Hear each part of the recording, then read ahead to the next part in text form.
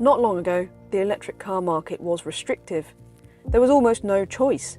But today, there is an embarrassment of choices, including these two fashion-conscious EVs, the Ora Funky Cat and the Fiat 500 electric, both of which have an official range of some 200 miles and cost around £32,000. So let's get it out there right now. These two are not conventional rivals. The Ora is quite a bit bigger and, of course, it's a four-door car, while the Fiat is unashamedly a three-door small city car. But they do both have similar range, they cost a similar price, and they're both very style-focused, so I can well see a lot of buyers out there ending up comparing these two. The Funky Cat is a new model from new brand Ora, which is itself produced by Chinese manufacturer Great Wall Motors. It gets a 45 kilowatt-hour usable battery capacity with an official WLTP combined range of 193 miles, and it's only currently offered in one trim, the first edition, which costs just under £32,000. The Fiat 500 electric has been out for a couple of years and has just undergone a trim range shake-up, so the icon model that we have here in this video is no longer on offer. Suffice to say that the Fiat is still offered with the same two batteries, including the 37 kilowatt-hour usable battery that we have in this longer range model here. That delivers a WLTP range of up to 199 miles, and prices, if you go for the hatchback rather than the convertible, start at just over £31,000 for this bigger battery, or they stretch right up to a fairly astonishing over £37,000 for a top-spec 500 electric convertible. A brief mention of some ownership stuff. Ora, of course, is a new brand, but they're keen to give you peace of mind because they have given this car a 5-year unlimited mileage warranty. That's quite a bit better than the Fiat, which gets a 3-year unlimited mileage warranty. However, both do have the sort of industry standard these days, 100,000 mile 8-year warranty on their high voltage lithium ion batteries. Now, practicality. The Ora pretty much has the Fiat stitched up here, it has to be said, because like I've said, it is the bigger car and it's got this proper hatchback.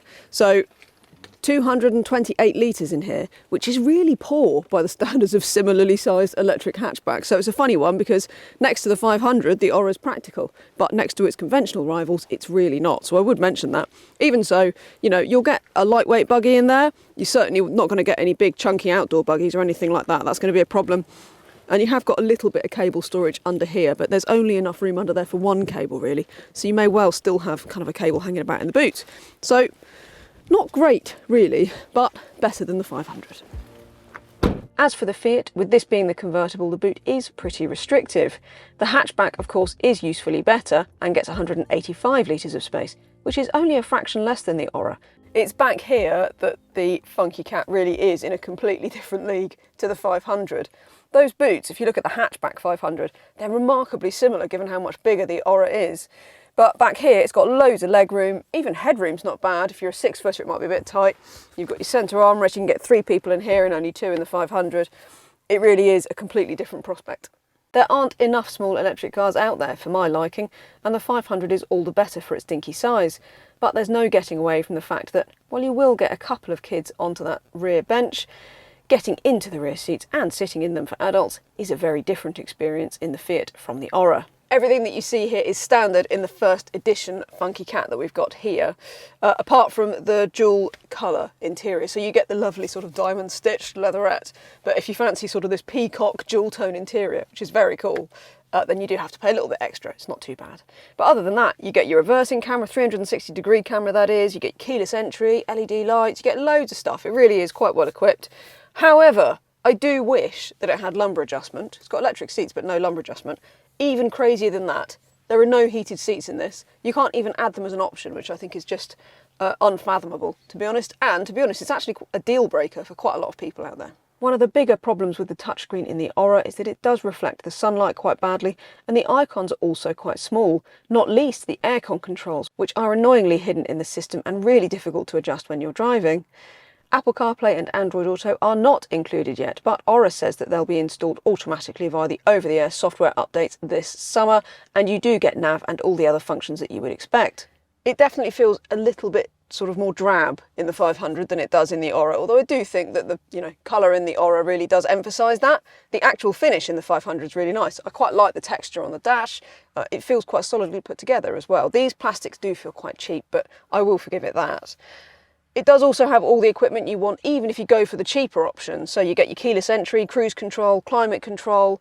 It's really not bad, but no heated seats. The world has gone mad. The Fiat's touchscreen's graphics are a bit better than those in the Ora, and the screen is a bit quicker to respond as well. There are still some quite tiny icons about the screen that can be hard to hit precisely when you're driving, but at least here you do get wireless CarPlay and Android Auto, on top of the usual nav, Bluetooth and digital radio. More than that, praise be for the ordinary, straightforward climate control buttons. Both of these cars rapid charge from a CCS port, which is compatible with the vast majority of DC public rapid chargers in the UK and Western Europe. The Fiat's 85 kilowatt charging rate is the faster of the two and promises an 80% top up in around 35 minutes, while the Ora tops out at 64 kilowatts and has the bigger battery, so will take more like 45 minutes.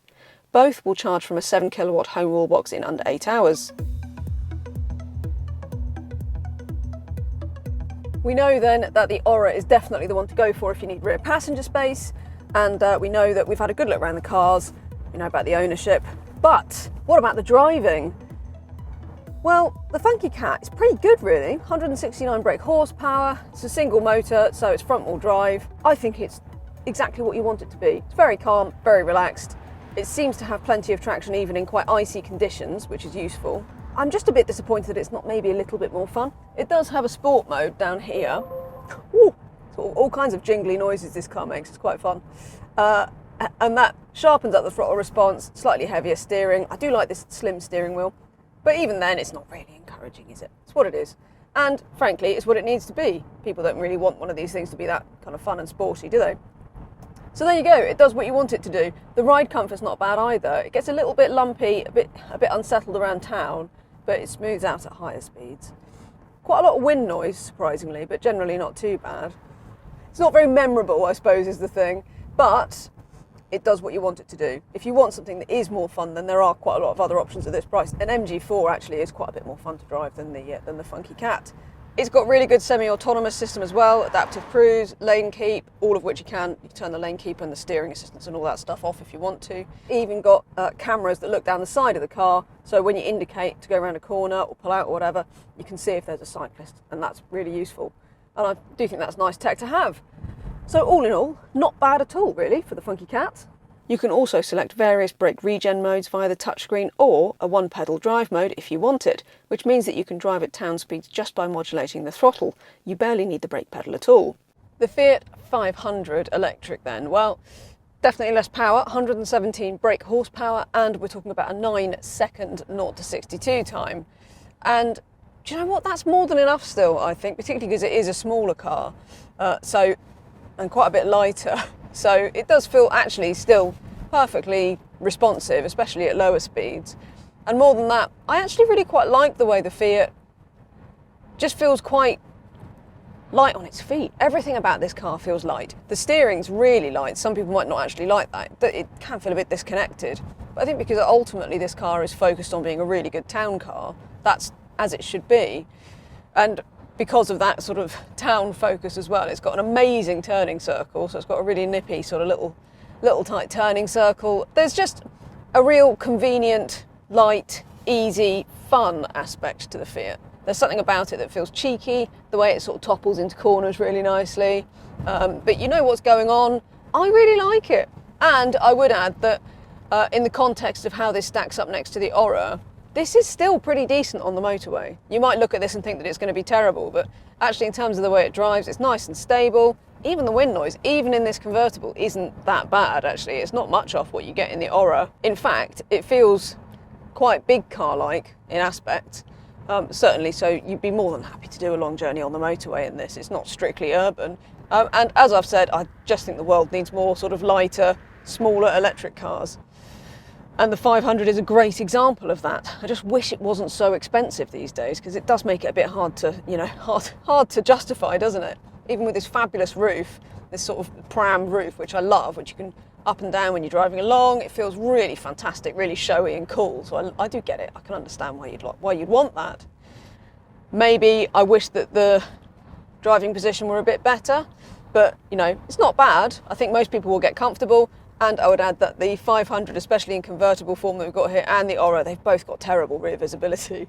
There's no rear wiper on the Ora either, nor on this convertible 500. And there you have it. That is the Fiat 500. Not cheap, but quite fun. As for real world range, we saw around 130 to 140 miles from both of these cars in freezing winter conditions over varied rural roads and motorways, which is something of a worst case scenario. Warmer weather will see that rise to around 160 to 180 miles in both, and it's worth pointing out that the similar range potential is testament to the 500's impressive efficiency, given that it manages that range using a usefully smaller battery. It's a tricky one, this, because the Fiat 500 is one of my favourite electric cars. I absolutely love it. I remember driving it when it was launched, but it was a lot cheaper back then.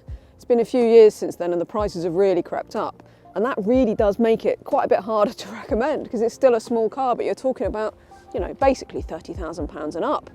So it really is tricky to recommend on that basis. And when you look at the Ora, it's got the subjective measures of being quite quirky and weird and cool, plus it's objectively, it's got the longer warranty, it's got the bigger rear seats. So look, I'm gonna sit on the fence a bit with this. I think if that practicality and the extra warranty really matter to you, then I think the Ora is the one to go for. Subjectively, I just think the 500 is such a spectacular looking car. In many ways, I actually sort of prefer the way it drives to the Ora as well. And I do think that being a small car, we need more of them. It's really good. So if that's what you're after, the 500 is still spectacularly good. So go for the one that suits your needs. If I had to pick one for myself personally, my money would go on the Fiat. Head to cargurus.co.uk for a whole host of fantastic used cars, including loads of electric cars. And while we've got you, please do like the video, subscribe to the Car Gurus UK YouTube channel, and turn on your notifications so that you don't miss any of our videos.